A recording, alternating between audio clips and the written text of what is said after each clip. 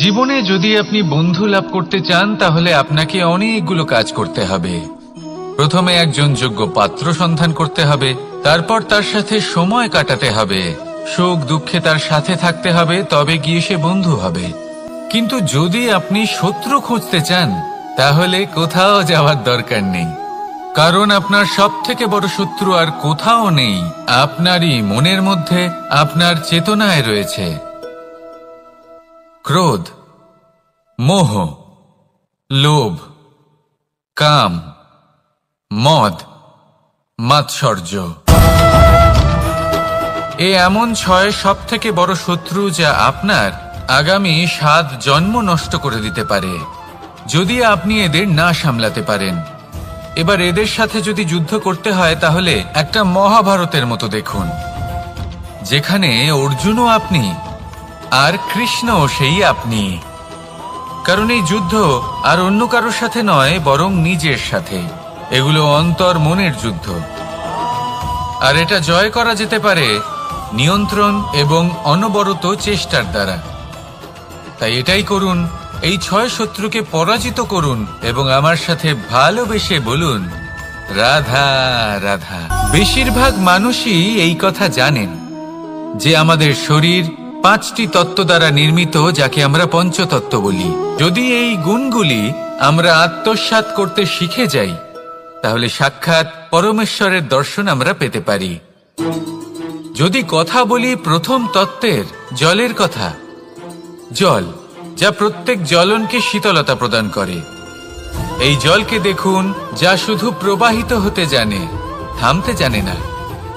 জল পাথরের সাথে সংঘর্ষ করতে জানে, যার পথে অনেক বাধা আসে, কিন্তু সে প্রবাহিত হতে থাকে। নিরাকার হলো এই জল, যে কোনো পাত্রেই রাখুন না কেন তার আকার ধারণ করে নেবে। এটাই হলো এর বিশেষত্ব এবং এটাই হলো আমাদের শিক্ষা। কিভাবে প্রবাহমান থাকতে হবে, কিভাবে আমাদের থামলে চলবে না, তাতে আমাদের পথের মধ্যে যতই যেরকমই সমস্যা আসুক না কেন, আমাদের এই জলের মতোই নিরাকার হয়ে যে কোনো পরিস্থিতিতেই প্রবাহমান থাকতে হবে। এই শিক্ষাই জলের থেকে লাভ করুন আর আমার সাথে ভালোবেসে বলুন রাধা রাধা। আলস্য আপনার আরো একটা অত্যন্ত বড় শত্রু, যা আপনার মনের মধ্যে বসবাস করে আর ধীরে ধীরে আপনার কার্য শরীরের একটা অংশ হয়ে ওঠে। সব কাজে দেরি করিয়ে দেয়, সবকিছু নষ্ট করে দিতে পারে এই আলস্য। এই কাজ আজকে হলো না, কোনো ব্যাপার নয়, কালকে করে নেব। প্রকৃতি আমাদের এটা শেখায় না। ভেবে দেখুন, যদি সূর্য এটা ভাবে যে কাল উদিত হব না, কিছুদিন পরে উদয় হব, তাহলে কি হবে? সমগ্র পৃথিবীর বিনাশ হয়ে যাবে, ঠিক কিনা? দেখুন, এই আলস্য নিয়ে খুব সুন্দর একটা কথা আছে, আলস্যস্য কুত বিদ্যা। অর্থাৎ যিনি অলস হয়ে বসে থাকেন তিনি বিদ্যা লাভ করেন না, জ্ঞান লাভ করেন না, আর জ্ঞান না থাকলে তিনি ধন অর্জন করতে পারেন না। তার জীবনে সুখ স্বাচ্ছন্দ্যের অভাব থাকে, বন্ধুর অভাব থাকে। যেখানে সুখ স্বাচ্ছন্দ্য নেই, মিত্র নেই, আপনজন নেই, জ্ঞান নেই, সেখানে আনন্দ কিভাবে বাস করতে পারে? সেই জন্য কথায় আছে, যিনি কর্ম করেন তিনি এই সংসারে যে কোনো সুখ স্বাচ্ছন্দ্য ভোগ করতে পারেন। তাই কর্ম করুন, সময়কে সম্মান করুন, আর এই আলস্যের উপর বিজয় লাভ করুন। আর আমার সাথে ভালোবেসে বলুন রাধা রাধা।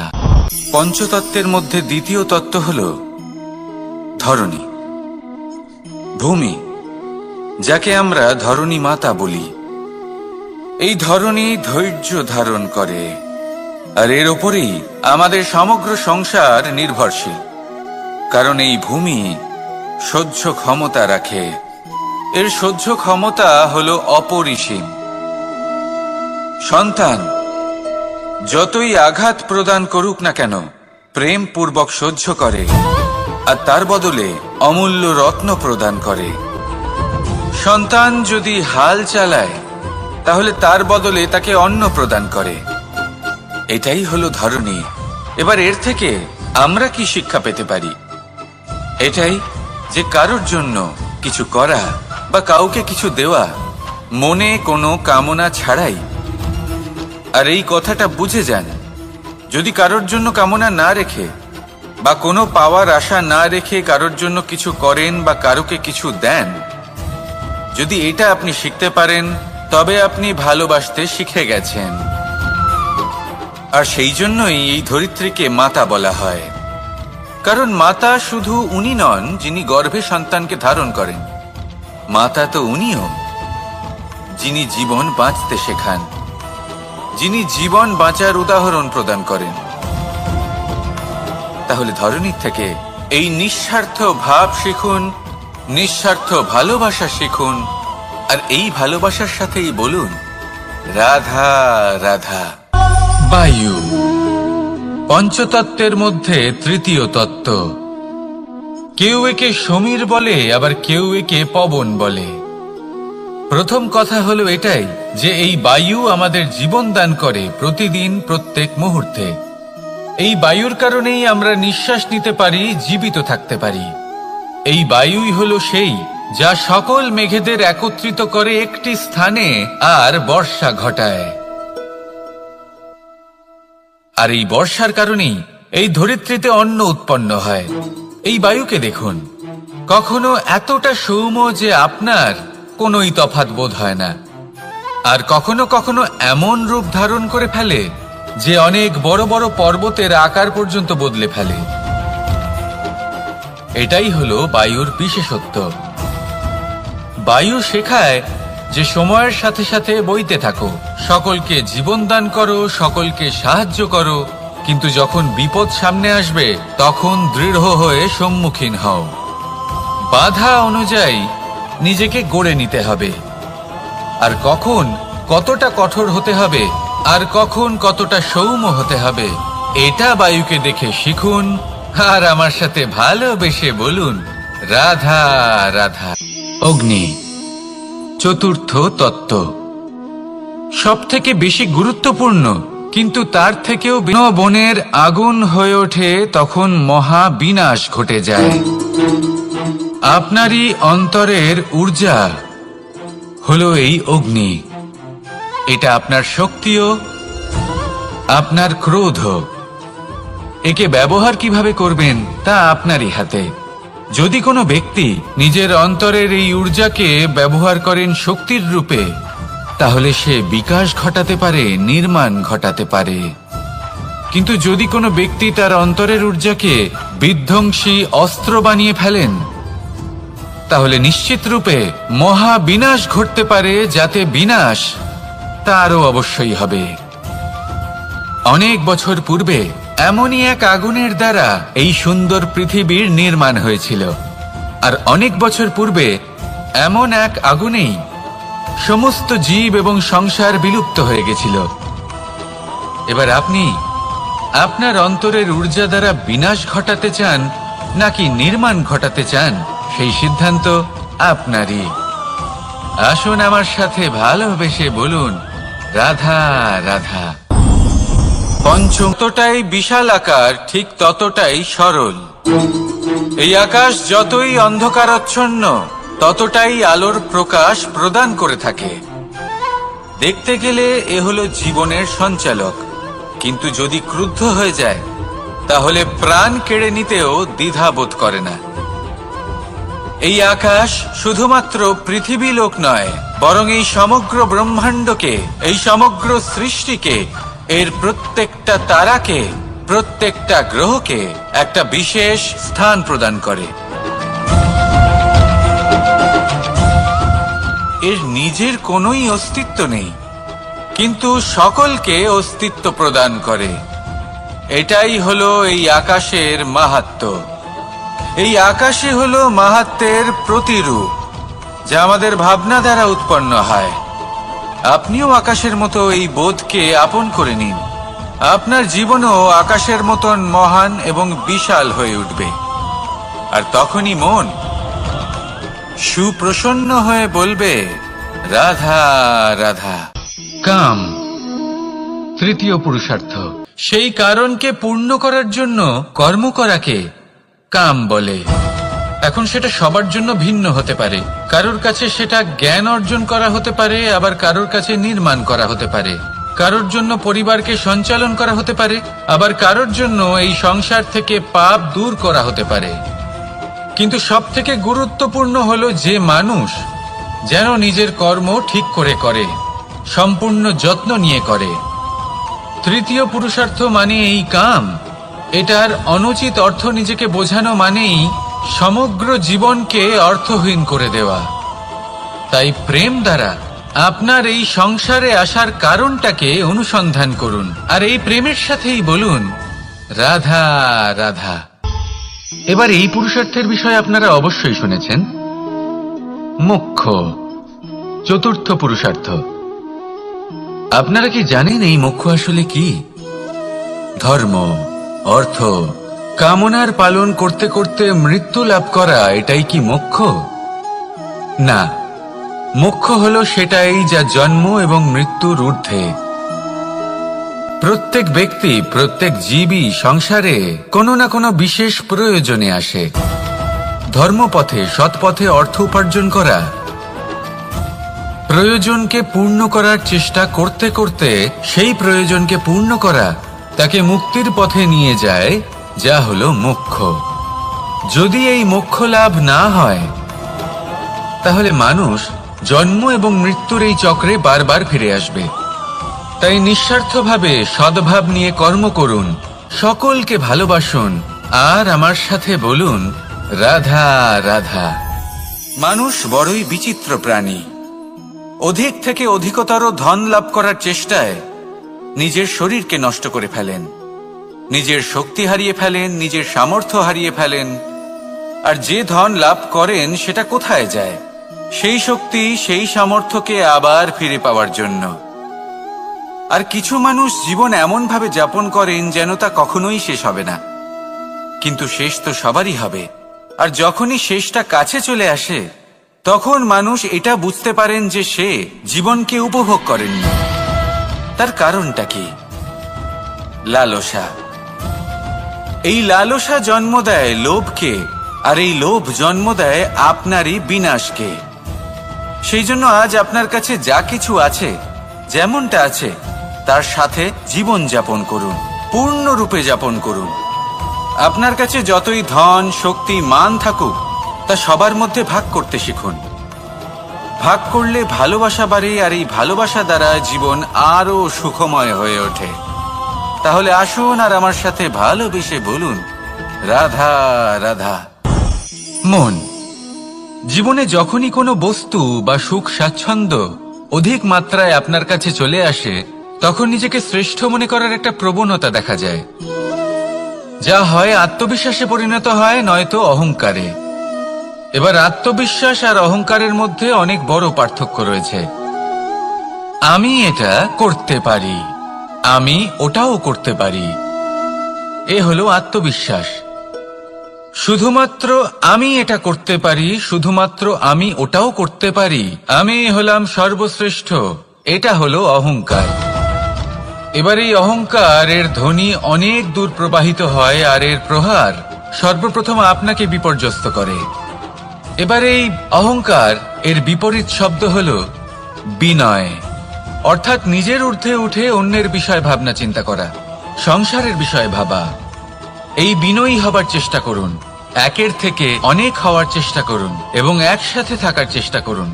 নিশ্চিত রূপেই আপনি বিকাশের কারণ হবেন। মত্ততা থেকে নিজেকে দূরে রাখুন, অহংকার থেকে নিজেকে দূরে রাখুন। এই মন প্রসন্ন হয়ে বলবে রাধা রাধা।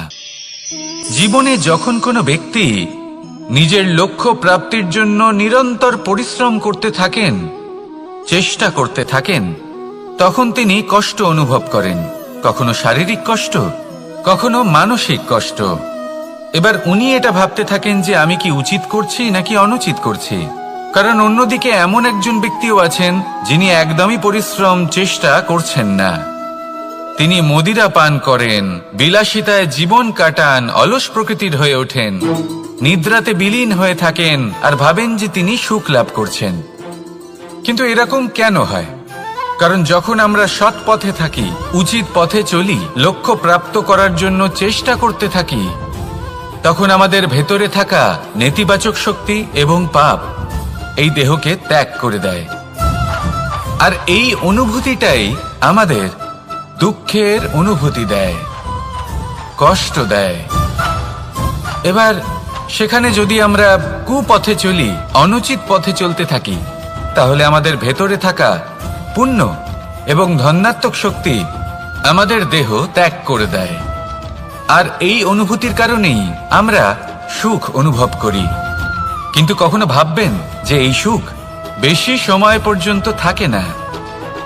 সেই জন্য সবসময় মনে রাখবেন, যদি আপনি জানেন যে এটাই আপনার লক্ষ্য, এটাই উচিত পথ, শুভ পথ, তাতে নিরন্তরভাবে এগিয়ে যেতে চেষ্টা করতে থাকুন। এই কষ্ট আপনাকে সুখের পরাকাষ্ঠায় কখন পৌঁছে দেবে তা আপনি জানতেই পারবেন না। আসুন আমার সাথে ভালোবেসে বলুন, রাধা রাধা। ঈর্ষা আমাদেরই মনে বসবাস করা আরো একটা শত্রু। তবে এই শত্রু কখনো কখনো আমাদের জন্য লাভদায়কও হতে পারে। কিন্তু যদি আমরা সতর্ক না থাকি, তাহলে সেটা ততটাই ঘাতক হয়ে উঠতে পারে। যদি আপনার কোনো প্রতিদ্বন্দ্বী থেকে থাকে যে এগিয়ে চলেছে, তাকে দেখে আপনার মনে ঈর্ষা উৎপন্ন হয়, আর ঈর্ষাবশত আপনি নিরন্তর চেষ্টা করতে থাকেন, পরিশ্রম করতে থাকেন সামনে এগোনোর জন্য, তাহলে তার দ্বারা আপনার বিকাশই হবে। কিন্তু যদি আপনি নিজের বিরোধীকে শেষ করতে দেওয়ার জন্য অগ্রসর হন, তাকে বিনাশ করার জন্য অগ্রসর হন, তাহলে এই ঈর্ষা প্রথমে আপনার বিনাশ অবশ্যই করবে। একটা কথা আছে, এটা পশু প্রবৃত্তি, আপনি শুধুই নিজের বিকাশের কথা ভাববেন। তিনিই হলেন প্রকৃত মানুষ, যিনি অন্য মানুষের জন্য প্রাণও দিতে পারেন। এই ঈর্ষা যদি আপনাকে বিকাশের পথে নিয়ে যেতে পারে, তাহলে খুবই ভালো। যদি আপনাকে অন্য কাউকে বিনাশ করে দেওয়ার পথে অগ্রসর করে, তাহলে তার থেকে দূরে থাকাই ভালো। যেমন ধরুন, আপনার কাছে একটা সূচ আছে, যার দ্বারা আপনি ছেঁড়া কাপড়ও সেলাই করতে পারবেন বা অন্য কারোর পাত্রে ছিদ্রও করে দিতে পারবেন। আপনি কি চাইবেন, নিজের বিকাশ নাকি অন্য কারোর বিনাশ? সিদ্ধান্ত আপনারই। আসুন আর আমার সাথে ভালোবেসে বলুন, রাধা রাধা। বিষ এবং অমৃত, এর ভিত্তিতেই সংসার চক্র চলতে থাকে। যখন সমুদ্র মন্থন হয়েছিল, তখন এই দুই প্রাপ্ত হয়েছিল। প্রথমে বিষ পাওয়া গেল, তারপর অমৃত। জীবন মন্থন করলেও এগুলো লাভ করা যায়। এবার এই যে বিষ, তা হলো অমৃতের থেকে অনেক বেশি শক্তিশালী এবং সেই জন্যই অনেক বেশি ঘাতকও। এবার বোঝার চেষ্টা করি এই বিষ আসলে কি। যে কোনো বস্তু বা কোনো ভাব যদি মাত্রার থেকে বেশি পরিমাণে আপনার কাছে থাকে, প্রয়োজনের থেকে বেশি আপনার কাছে থাকে, তাহলে সেটা আপনার কাছে বিষ সমান হতে পারে। তা সে ধন হোক, শক্তি হোক, সম্মান হোক, ইত্যাদি ইত্যাদি। যদি আপনার কাছে এমন কিছু থেকে থাকে যা মাত্রার থেকে বেশি পরিমাণে আপনার কাছে আছে, তাহলে তাকে ভাগ করতে শিখুন। যদি আপনি ভাগ করতে শিখে যান, তাহলে এই বিষই আপনার জন্য অমৃতে পরিণত হবে, আর তাদের কাছেও অমৃত সমান হয়ে উঠবে যাদের এই সাহায্যের প্রয়োজন। তাহলে ভাগ করে নিতে শিখুন আর আমার সাথে ভালোবেসে বলুন, রাধা রাধা। কোনো বাড়িতে, কোনো পরিবারে যখন কারোর জন্ম হয়, তখন তা কত সুখের মুহূর্ত হয়। সেই ছোট্ট সন্তান যখন কিছুটা বড় হয়, সে হাঁটার চেষ্টা করে, আর সেই প্রক্রিয়াতেও খুব বড় একটা শিক্ষা লুকিয়ে রয়েছে, ঠেলে দেওয়া। যখন আপনি হাঁটতে চান, সামনে এগোতে চান, তখন আপনি কি করেন? নিজের পায়ের তলার যে মাটি, তাকে আপনি পেছনে ঠেলে দেন। ব্যাস, এই একই জিনিস তো জীবনেও শিখতে হবে। এবার যদি আপনি জ্ঞানের পথে অগ্রসর হতে চান, তাহলে অজ্ঞানতাকে পেছনে সরিয়ে দিতে হবে। যদি আপনি প্রকাশের দিকে এগোতে চান, তাহলে অন্ধকারকে পেছনে সরিয়ে দিতে হবে। যদি আপনি ভবিষ্যতে সফল হতে চান তাহলে অতীতের যে অসফলতাগুলিকে পেছনে সরিয়ে দিতে হবে। যে জল বইতে বইতে থেমে যায় তাকে আমরা নালা বলে থাকি, তার থেকে দুর্গন্ধ বের হয়। কিন্তু যে জল বইতেই থাকে তাকেই আমরা পবিত্র জল বলি। তাহলে আপনিও কর্ম করতে থাকুন, কখনো থামবেন না। আর আমার সাথে ভালোবেসে বলুন, রাধা রাধা। যে আপনি বড় বড় সমস্যার সমাধান করতে পারবেন। এবার যদি কথা বলি সব থেকে কঠিন সময়ের, তাহলে সেটা হলো বিচ্ছেদের। যা মা সীতাকে সহ্য করতে হয়েছে শ্রীরামের জন্য, রাধা কৃষ্ণকেও সহ্য করতে হয়েছে। যে ব্যক্তি বিচ্ছেদের সময় সঠিক পথে চলে এসেছে সে জীবনে অনেক শ্রেষ্ঠ স্থানে অবশ্যই পৌঁছতে পারবে। এবার যদি কথা বলি সব থেকে জরুরি এবং গুরুত্বপূর্ণ সময়ের, তাহলে সেটা হলো সংযোগ। সকলকে সাহায্য করতে থাকুন। আপনি অন্যদের সাহায্য করে তাদের যত আনন্দ দিতে পারবেন ততটাই আনন্দ আপনারও জীবনে অবশ্যই আসবে। আসুন আর আমার সাথে ভালোবেসে বলুন, রাধা রাধা। কামবোধ, এটাই আপনার অন্তরের প্রথম শত্রু। বেশিরভাগ মানুষই কামবোধ বলতে লালসা বোঝেন, কিন্তু এটা সম্পূর্ণ সত্য নয়। কামের আসল অর্থ হলো বিশেষ রূপে তখন যখন আপনি সঠিক পক্ষে দাঁড়িয়ে রয়েছেন এবং সামনের ব্যক্তি অধর্মের পক্ষে রয়েছেন আর বিনম্রভাবে মানছেন না। যেমন শ্রীরাম ক্রুদ্ধ হয়েছিলেন সাগরের ওপর, ওটা উচিত ছিল, আর তা ততক্ষণই উচিত যতক্ষণ আপনি ক্রোধকে নিয়ন্ত্রণ করছেন। যদি ক্রোধ আপনাকে নিয়ন্ত্রণ করতে শুরু করে তাহলে পরিস্থিতি এমনও হতে পারে, ধরুন একজন ব্যক্তির প্রতি ক্রোধের কারণে আপনি তার ক্ষতি করতে চান। আপনি একটা কয়লা হাতে নিলেন আর সেই কয়লা সামনের ব্যক্তির ক্ষতি করার পূর্বে আপনার হাত জ্বালিয়ে দেবে। ব্যাস, ক্রোধ এটাই করে। সর্বপ্রথম আপনার ক্ষতি করে, আপনার বিবেক হরণ করে নেয়। আপনি আপনার নিয়ন্ত্রণ হারিয়ে ফেলেন আর সবকিছু নষ্ট হয়ে যায়। বেশিরভাগ মানুষ ক্রোধে এমন সিদ্ধান্ত নেন যে সেটা তাদেরই বিনাশের কারণ হয়ে দাঁড়ায়। আর কিছু মানুষ বলেন যে আমাদের জীবনে এত যন্ত্রণা আছে, এত সংকট আছে যে ক্রোধ উৎপন্ন হবেই। আর এরকম সময় এটাই উচিত হবে যে আপনি নিজেকে ক্রোধের থেকে দূরে রাখুন আর তারপর সমস্যার নিবারণ করুন। আর এই নিবারণই আপনার জীবনকে একটা শ্রেষ্ঠ স্তরে পৌঁছে দেবে। তাহলে ক্রোধ থেকে দূরে থাকুন, সুপ্রসন্ন থাকুন আর আমার সাথে ভালোবেসে বলুন, রাধা রাধা। লোভ, আপনার অন্তরের আরো একটা শত্রু। দেখতে গেলে এটা একটা শব্দ, একটা সংস্কৃত শব্দ। লব ধাতু থেকে উৎপন্ন হয়েছে। এর অর্থ কিছু লাভ করা। কিছু লাভ করা অনুচিত নয়, আরো কিছু লাভ করাও অনুচিত নয়, কিন্তু সব থেকে বেশি আমিই লাভ করব, আমি আরো চাই, আরো বেশি চাই, আরো বেশি পেতে চাই। এটাই হলো লোভ। আর এই লোভ যখন গ্রাস করে তখন আপনি যা পেতে চান, সে ধনই হোক বা মানই হোক, তা অর্জন করার জন্য মানুষ যে কোনো স্তরে পৌঁছে যেতে পারে। যদি মানুষ ধন অর্জন করতে চান তাহলে তার জন্য তারা অধর্মের পথেও চলতে পারেন। যদি সম্মান অর্জন করতে চান তাহলে অন্য মানুষকে ছোটও করতে পারেন। শেষ পর্যন্ত আপনার এটা মনে হতে পারে যে যদি একটু অল্পই প্রাপ্ত করতাম কিন্তু ভালোবেসে প্রাপ্ত করতাম, এই জীবন আরো অনেক বেশি সুখী হতো। লোভ আপনার জীবনে, আপনার মনে কখন যে প্রবেশ করবে সেটা আপনি জানতেও পারবেন না। তাই এটা চিনতে শিখুন আর তৎক্ষণাৎ জীবন থেকে বাইরে ফেলে দিন। যা কিছু লাভ করতে চান তা ভালোবেসে লাভ করুন আর সেই ভালোবাসার সাথেই বলুন, রাধা রাধা। মোহ, আপনার অন্তরের আরো একটা শত্রু। এবার মানুষ প্রেম আর মোহের মধ্যে পার্থক্য বুঝতে পারে না। কিছু মানুষ ভাবে যে মোহর মধ্যে খারাপ কি আছে। যদি কোনো মানুষের তার বাবা মার প্রতি, তার সন্তানের প্রতি মোহ থাকে তবে খারাপ কি আছে? খারাপ আছে, আর সেটা তাদের জন্য খারাপ হতে পারে যাদের প্রতি আপনার এই মোহ আছে। এবার মোহ আর প্রেমের মধ্যে পার্থক্য আপনাকে বোঝাচ্ছি। মোহ শুধুমাত্র পেতে চায়। পিতার তার সন্তানের প্রতি মোহ থাকে তাহলে তারা তাদের সন্তানকে কখনো দুঃখে, চিন্তায়, যন্ত্রণায় দেখতেই পারবে না। সেই জন্য তারা সন্তানকে বেঁধে রাখতে চান একটা সুরক্ষিত ক্ষেত্রে, যেখান থেকে না তারা সংসারকে দেখতে পায়, না পরখ করতে পারে, না কিছু শিখতে পারে, না বিকট পরিস্থিতির সম্মুখীন হতে পারে। ঠিক যে কারণে তারা দুর্বল হয়ে পড়ে, অজ্ঞানী হয়ে ওঠে। তাদের বিকাশ সেখানেই স্তব্ধ হয়ে যায়, আর সেখানে প্রেম শুধুমাত্র বিকাশের পথে নিয়ে যায়।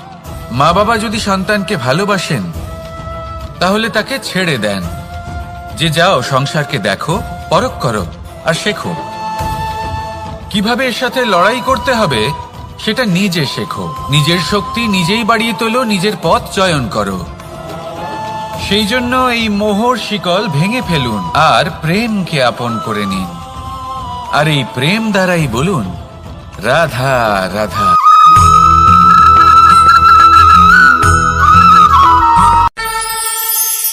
একবার একটা শেয়াল বনে বিচরণ করছিল। ও একটা ছোট্ট শাবক দেখতে পেল। ও ভাবল আজ একেই জানতে পারলেন, সভার আয়োজন করলেন। কিন্তু সেখানে শেয়াল বলল, আমি তো এরকম কিছু করিনি। কিন্তু যদি আপনি এরকম বলেন, কোনো প্রমাণ দিন, এর কোনো সাক্ষী আছে? তখন রাজা সিংহ পেঁচাকে ডেকে পাঠালেন, যে সেই মুহূর্তে বৃক্ষের শাখার ওপর বসেছিল। সে সব কিছু দেখেছিল। পেঁচা সব সত্যি কথা বলল, আর শেয়ালকে মৃত্যুদণ্ড দেয়া হলো। এবার এই কাহিনী আমি আপনাকে কেন শোনালাম? কারণ মানুষও কখনো কখনো এরকম কর্ম করেন যা শিয়াল করেছে। এটা ভাবেন কেউ দেখছে না, যখন আমি অনুচিত কর্ম করতেই পারি। কিন্তু না, আপনি যাই করুন না কেন, কেউ না কেউ অবশ্যই তা দেখছে। কোনো ব্যক্তি না হলেও কোনো প্রাণী, না হলে কোনো যক্ষ বা দেব বা প্রেত। যদি এনারা কেউ না দেখেন, তাহলে ধরিত্রী মাতা দেখেন, যেখানে দাঁড়িয়ে আপনি সেই কর্ম করছেন, তাই না? তাই একটা কথা সবসময় মনে রাখবেন, কে দেখছেন কে দেখছেন না সেই বিষয়ে ভাবা ছেড়ে দিন। এটা খুব সহজ কথা। আপনি যদি উচিত কর্ম করেন, উচিত ফল পাবেন। যদি অনুচিত কর্ম করেন, তাহলে আপনি অনুচিত ফল অবশ্যই পাবেন।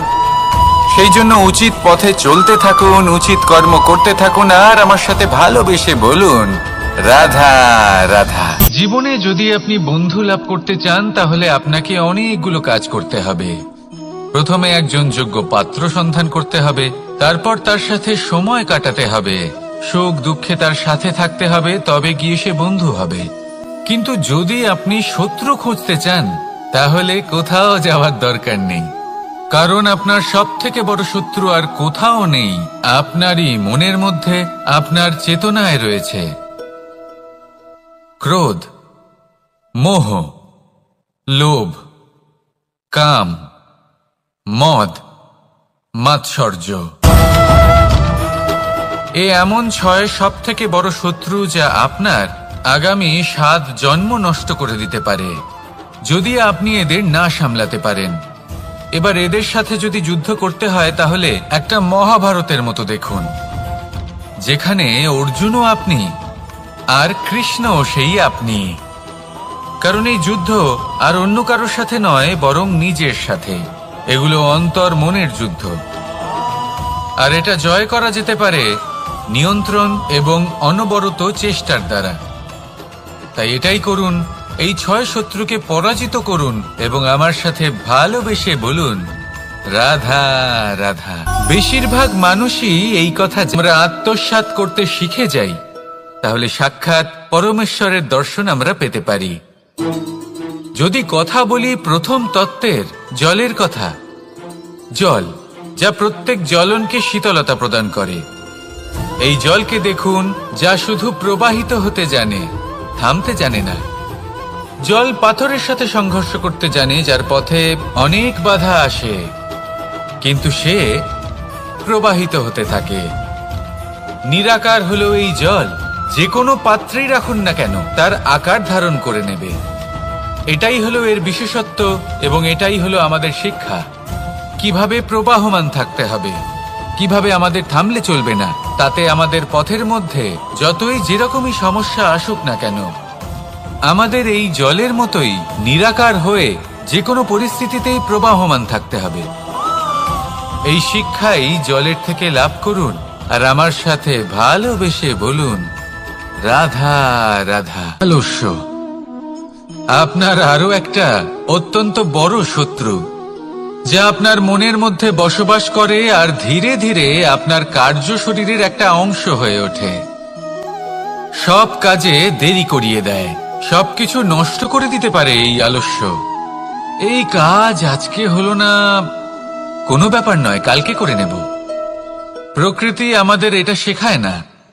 ভেবে দেখুন, যদি সূর্য এটা ভাবে যে কাল উদিত হব না, কিছুদিন পরে উদয় হব, তাহলে কি হবে? সমগ্র পৃথিবীর বিনাশ হয়ে যাবে, ঠিক কিনা? দেখুন, এই আলস্য নিয়ে খুব সুন্দর একটা কথা আছে, আলস্যস্য কুতো বিদ্যা। অর্থাৎ যিনি অলস হয়ে বসে থাকেন তিনি বিদ্যা লাভ করেন না, জ্ঞান লাভ করেন না, আর জ্ঞান না থাকলে তিনি ধন অর্জন করতে পারেন না।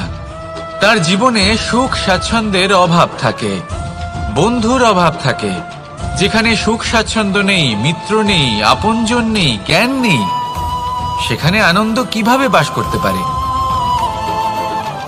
সেই জন্য কথায় আছে, যিনি কর্ম করেন তিনি এই সংসারে যে কোনো সুখ স্বাচ্ছন্দ্য ভোগ করতে পারেন। তাই কর্ম করুন, সময়কে সম্মান করুন,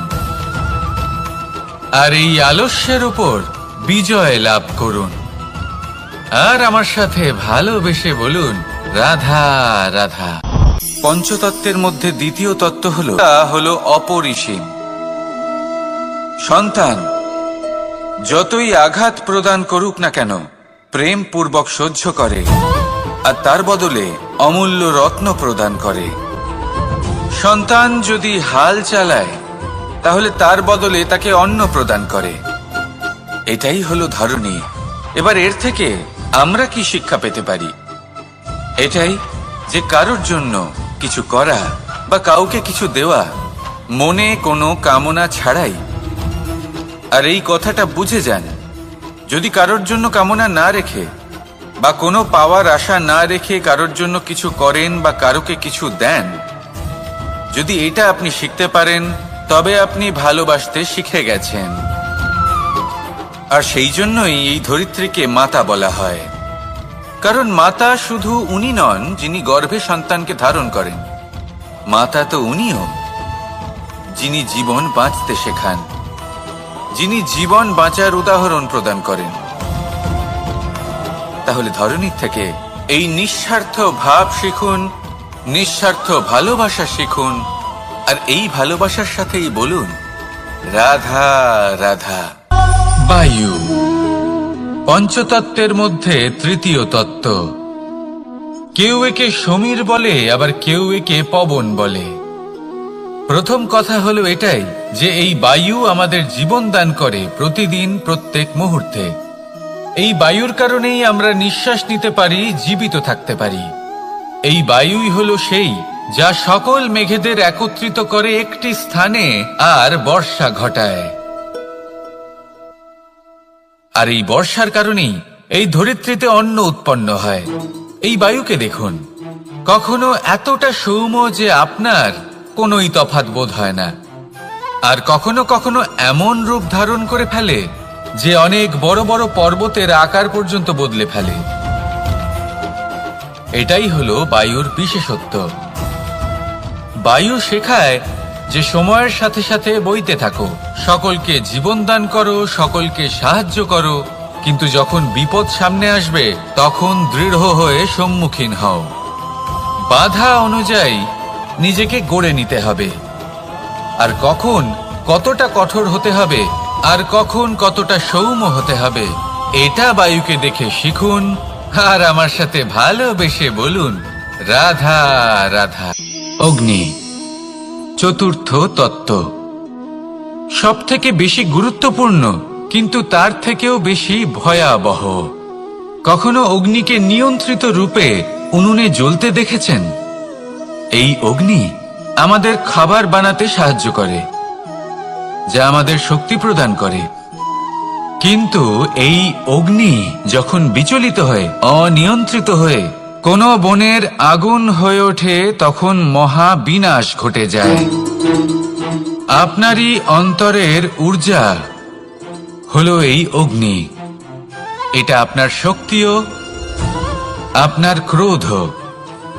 একে ব্যবহার কিভাবে করবেন তা আপনারই হাতে। যদি কোনো ব্যক্তি নিজের অন্তরের এই ঊর্জাকে ব্যবহার করেন শক্তির রূপে, তাহলে সে বিকাশ ঘটাতে পারে, নির্মাণ ঘটাতে পারে। কিন্তু যদি কোনো ব্যক্তি তার অন্তরের ঊর্জাকে বিধ্বংসী অস্ত্র বানিয়ে ফেলেন, তাহলে নিশ্চিত রূপে মহা বিনাশ ঘটতে পারে, যাতে বিনাশ তারও অবশ্যই হবে। অনেক বছর পূর্বে এমনই এক আগুনের দ্বারা এই সুন্দর পৃথিবীর নির্মাণ হয়েছিল। আর অনেক বছর পূর্বে এমন এক আগুনেই সমস্ত জীব এবং সংসার বিলুপ্ত হয়ে গেছিল। এবার আপনি আপনার অন্তরের ঊর্জা দ্বারা বিনাশ ঘটাতে চান নাকি নির্মাণ ঘটাতে চান, সেই সিদ্ধান্ত আপনারই। আসুন আমার সাথে ভালোবেসে বলুন, রাধা রাধা।